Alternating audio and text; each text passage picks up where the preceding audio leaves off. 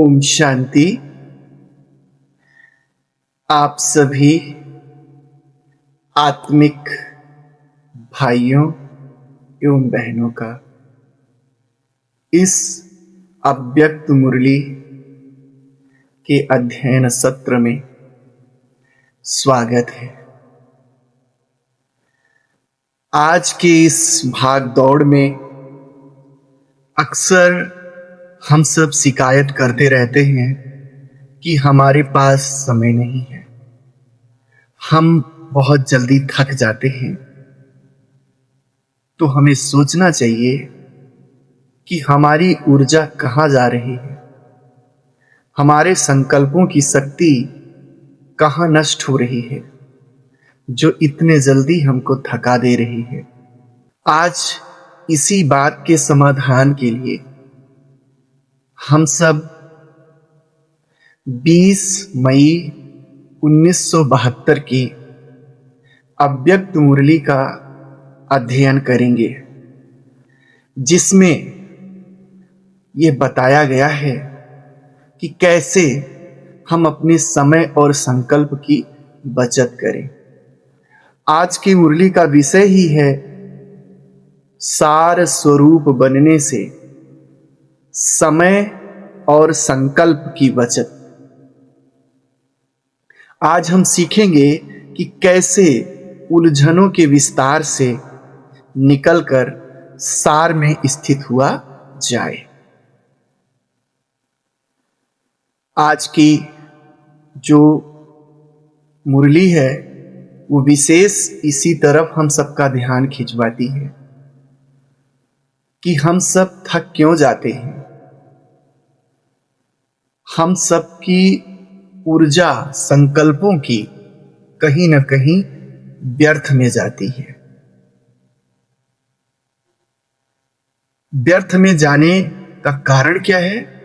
दिन भर की परिस्थितियों में हम उलझ जाते हैं।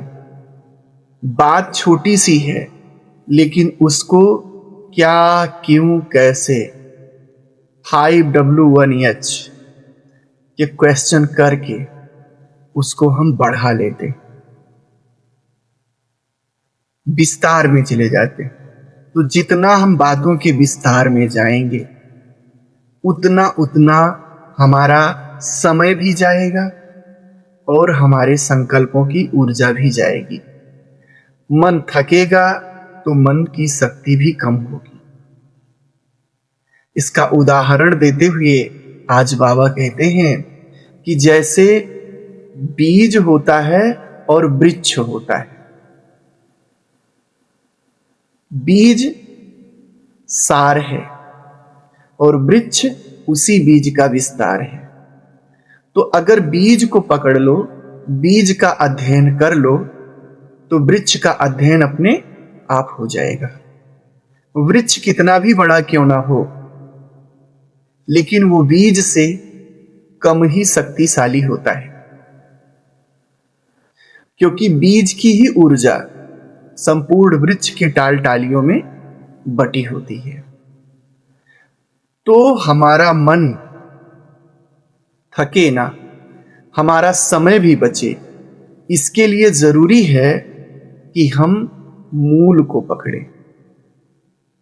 अगर किसी बात का जांच पड़ताल करना है, निरीक्षण करना है, तब तो यह हो गया कि उद्देश्य ही जांच का है। तब क्या, क्यों, कैसे में जाओ, ठीक है। लेकिन हर बात पे, हर छोटी छोटी बातों के विस्तार में जाने की अगर हमारी आदत पड़ गई तो हमारा समय और संकल्प निश्चित रूप से व्यर्थ जाएगा। इसलिए बाबा कहते हैं मूल को पकड़ो। आज इस मुरली में मात्रा की तुलना में क्वालिटी को श्रेष्ठ बताया गया है। कहा गया कि जैसे आपको चाय बनानी है और आपको 4 कप चाय बनानी है, तो उसमें कम से कम 2 चम्मच चीनी डालोगे, 3 चम्मच चीनी डालोगे, तब जाके कहीं मीठा होगा। लेकिन एक जो सैक्रीन होता है, सैक्रीन की एक छोटी सी गोली डाल दो तो हो सकता है कि चाय उस छोटी सी गोली में ही 4 चम्मच के बराबर मीठी हो जाए या उससे अधिक मीठी हो जाए।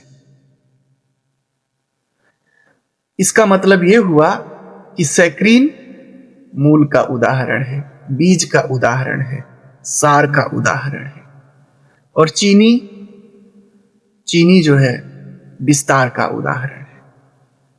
सक्रीन अर्थात बीज अधिक शक्तिशाली है, थोड़े से में अधिक मिठास। चीनी वृक्ष का उदाहरण है, विस्तार का उदाहरण है। तो ऐसे ही हम सबको किसी भी बात का, कोई भी परिस्थिति हो, कोई भी घटना हो, तो जो रायल लोग होते हैं, जो बड़े लोग होते हैं, वे उसके विस्तार में ज्यादा नहीं जाते, उसके सार को पकड़ लेते हैं, उसके मूल को पकड़ लेते हैं, और उनका समय और संकल्प सब बच जाता है। बड़े बड़े अधिकारियों के अगर आप संपर्क में जाएंगे तो आप देखेंगे कि 3 पन्ने का, 4 पन्ने का बड़ा बड़ा लेटर लिख के लाते हैं शिकायत करने वाले लोग, और उनके टेबल पे वो लेटर जाता है, वो बात भी करते रहते हैं और उस पे नजर भी मारते रहते हैं, मूल बात को वो अंडरलाइन कर लेते हैं और वो लेटर 2 मिनट में पूरा समझ जाते हैं। तो उन्होंने मूल को पकड़ा, समय भी बचा, संकल्प भी बचा। अब मूल को पकड़ने के लिए हम कौन सा अभ्यास करें? आज की ये जो विशेष मुरली बता रही है वो ये कि हमारा आदत बन जाए विस्तार में ना जाने का, हमारा संस्कार बन जाए सार को पकड़ने का। तो इसके लिए एक तो बीज रूप अवस्था का अभ्यास करें। पहले स्वयं के ही विस्तार को खत्म करो, अपने देह के संबंधियों के विस्तार को खत्म करो। जितना जितना स्वयं मूल में टिके होंगे, आत्मिक स्वरूप में टिके रहेंगे, उतना ही अंदर से व्यर्थ में, विस्तार में जाने की आपकी आदत समाप्त हो जाएगी। और दूसरा, हमें मानसिक परिवर्तन करना है। ये तो आत्मिक परिवर्तन हुआ कि हम आत्मिक स्वरूप में टिकने की अभ्यासी बने, और मानसिक परिवर्तन अपने अंदर ये करेंगे कि हम कोई भी घटना होगी तो हम सीधा शार्प दृष्टि रखते हुए उसके मूल में जाएंगे, मूल को पकड़ के खत्म। ये नहीं कि 2 दिन 3 दिन 4 दिन 2 घंटे 4 घंटे उसी पे बात करें, क्या क्यों कैसे। ऐसे हम सबको अपने जीवन में परिवर्तन लाना है। हमें एक बेहद का जादूगर बनना है। जैसे जादूगर होता है, जब वो जादू दिखाने आता है तो अपने झोली से विस्तार करता है, एक एक चीज निकालता जाता है, लगता है कितना बड़ा है। एक कोई छोटा सा डिब्बा होगा, उसमें से ये निकाला, ये निकाला, ये निकाला, पूरा मेज भर गया। और फिर जब वो चाहता है तो वो सारी चीजों को, पूरी मेज की चीज को फिर उसी सार में क्या कर देता है, समा देता है। तो ऐसे हमें बेहद का जादूगर बनना है, मन का जादूगर बनना है, संकल्पों का जादूगर बनना है। अपने मन को, संकल्पों को सेकंड में, जहां चाहे जब चाहे, विस्तार से सार में लाने की शक्ति रखें। इसके लिए और उदाहरण दिए जाते हैं कि जैसे कोई अग्नि होती है, अगर अग्नि कम शक्तिशाली है, थोड़ा सा धीरे धीरे जल रही है, तो उसमें अगर आप कोई चीज डालते हैं तो वो जलेगी या अग्नि बुझ जाएगी? अग्नि बुझ जाती है। लेकिन अगर वही अग्नि शक्तिशाली है तो उसमें कितना भी कुछ डालते जाओ, सब स्वाहा हो जाता है। सारे विस्तार को अग्नि सार में बदल देती है। इतना ज्यादा लकड़ी, इतना ज्यादा कूड़ा करकट आपने उसमें डाला, उसने सबको जला के राख कर दिया, चुटकी भर बना दिया। तो ठीक इसी प्रकार से अगर हमारे मन में व्यर्थ संकल्प कम चलेंगे, हमारे मन में समाने की शक्ति होगी, समाने की शक्ति का मतलब बातों और विचारों के फैलाव को सेकंड में समेट लेना। यह शक्ति होगी तो हमारा मन एक प्रज्वलित अग्नि के समान बहुत ही शक्तिशाली बन जाएगा।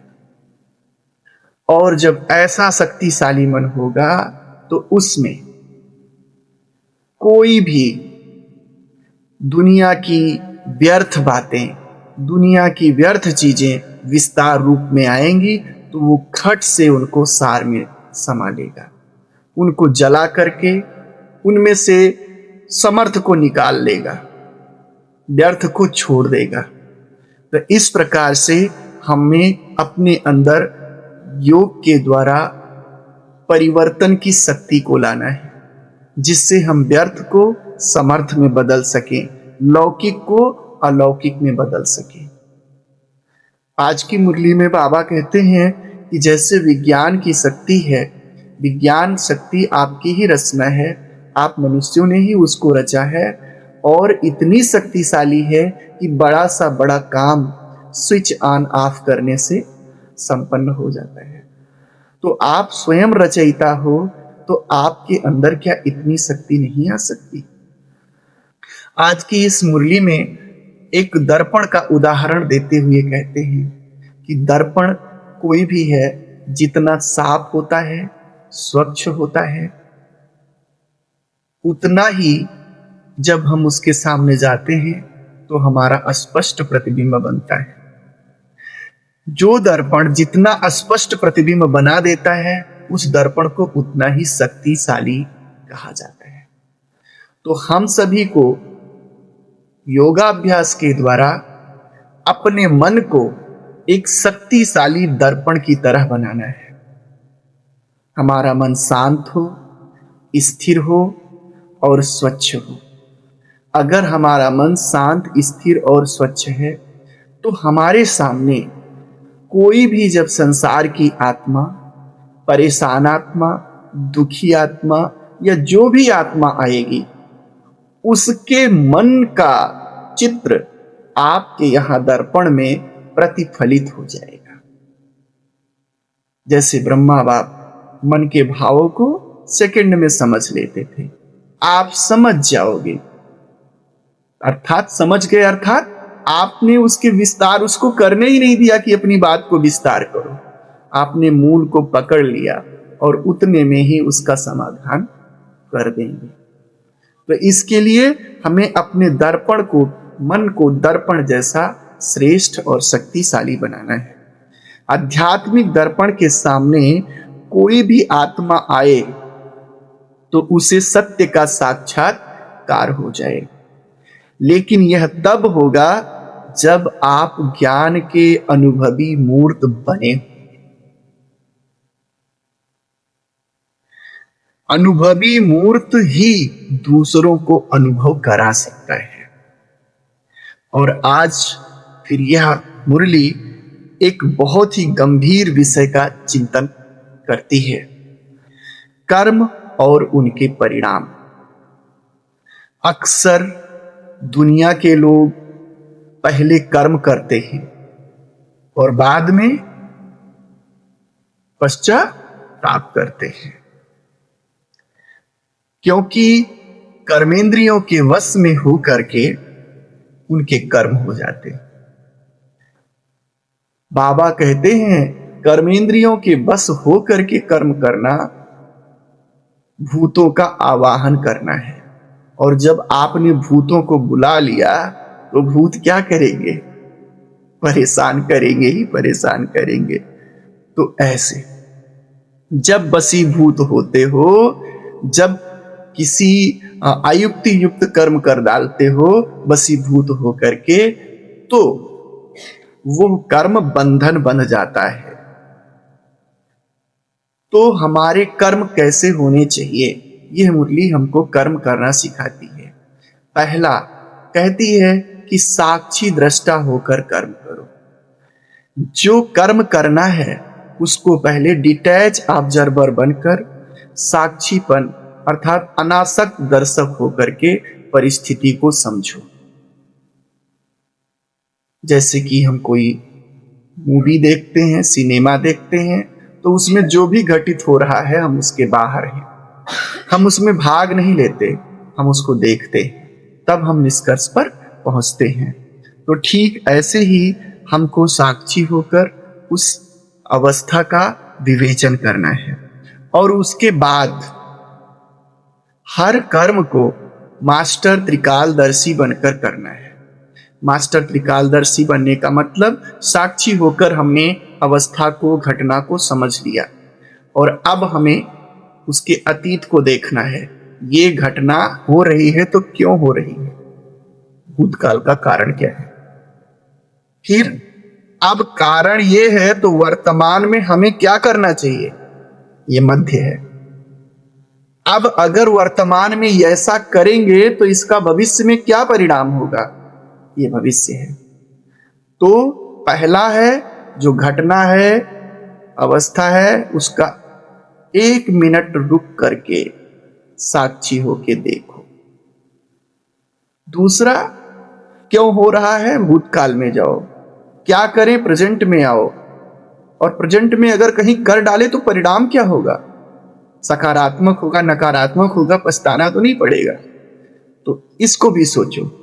और बाबा कहते हैं फिर आप कर्म करो, बोल बोलो, संकल्प करो। संकल्प, बोल, कर्म, ये 3 तरीके से हों। बाबा कहते हैं तब आपके कर्म निर्बंधन बनाने वाले होंगे, आपके कर्म आपको बांधेंगे नहीं। आज की दुनिया में लोग चाहते हुए भी खुश नहीं रह पा रहे हैं, हल्का नहीं रह पा रहे हैं, संतुष्ट अनुभव नहीं कर पाते हैं। उसका कारण ही यही है क्योंकि उनके कर्म गलत हो जाते हैं। जल्दबाजी में करने से वे कर्म उनके बंधन का कारण बन जाते हैं और फिर उनका मन कचोटता रहता है। अक्सर हम अपनी छोटी छोटी गलतियों को टालते रहते हैं।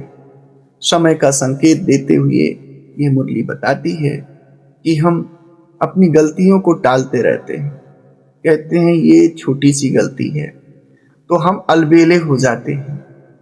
लेकिन कोई व्यक्ति के लिए वही गलती छोटी होती है और कोई व्यक्ति के लिए वही गलती बड़ी हो जाती है। कोई स्टेटमेंट एक साधारण नागरिक दे, उसके लिए वो स्टेटमेंट अगर गलत भी है तो कोई बड़ी बात नहीं है। लेकिन अगर वही स्टेटमेंट देश का प्रधानमंत्री दे दे तो शायद उस स्टेटमेंट से विश्व युद्ध भी हो सकता है, बहुत बड़ा नुकसान भी हो सकता है। तो बाबा कहते हैं जब आपकी आध्यात्मिक अवस्था जैसे जैसे ऊंची उठती जाती है, आप जैसे जैसे बड़प्पन पे पहुंचते जाते हैं, वैसे वैसे आपकी छोटी छोटी गलतियां भी बड़ी बनती जाती हैं। आपको छोटी गलतियों को भी छोटा नहीं समझना है, आपको उसके लिए छुट्टी नहीं है। आपकी वो छोटी गलती भी बड़े बड़ा परिणाम ला सकती है।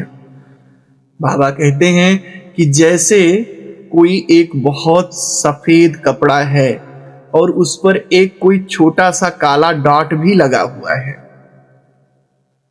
तो वो काला डॉट दिखेगा, उस पे लोगों का ध्यान उस पर जाएगा। क्यों? क्योंकि वो बेदाग सफेद है। अगर थोड़ा मटमैला होता, क्रीमी होता और कोई कलर लगा होता तो उस पर शायद उस छोटे से दाग पर लोगों का ध्यान नहीं जाता। तो इसलिए समय प्रमाण, अभी समय ऐसा आ गया है। पहले के जमाने में कोई छोटी मोटी गलती कर देते थे, लोग उसका उतना कुछ होता ही नहीं था, लोग ज्यादातर जान ही नहीं पाते थे। और आज के डेट में हर जगह कैमरा, हर जगह वीडियो, आपकी छोटी सी बात सोशल मीडिया के माध्यम से, विभिन्न प्रकार के उपकरणों के द्वारा पूरे संसार में इतने जल्दी फैल जाती है कि वो छोटी सी बात बहुत बड़ी बन जाती है। तो समय भी ऐसा है और आपकी अवस्था भी ऐसी है कि आपसे अब गलतियां करने की जो है छुट्टी नहीं दी जा सकती। इसलिए ज्ञान से भरपूर होकर रास्ता दिखाने वाला बनना है।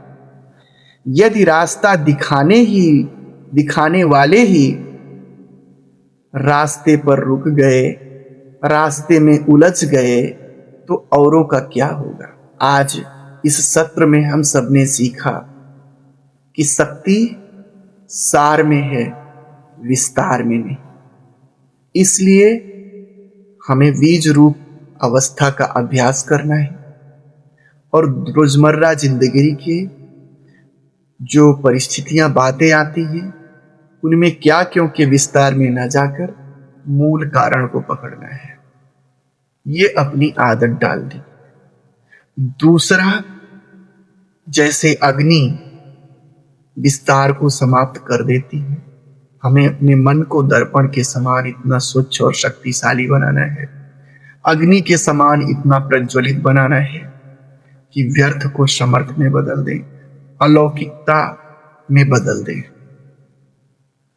और कोई भी कर्म करने से पहले साक्षी दृष्टा और उसके बाद उसके आदि मध्य अंत को जान करके हम उस कर्म को करें, गोल को बोलें, संकल्प को करें, ताकि उसका परिणाम गड़बड़ ना होवे। और समय प्रमाण अब गलतियां करने की छुट्टी नहीं। अच्छा, ओम शांति।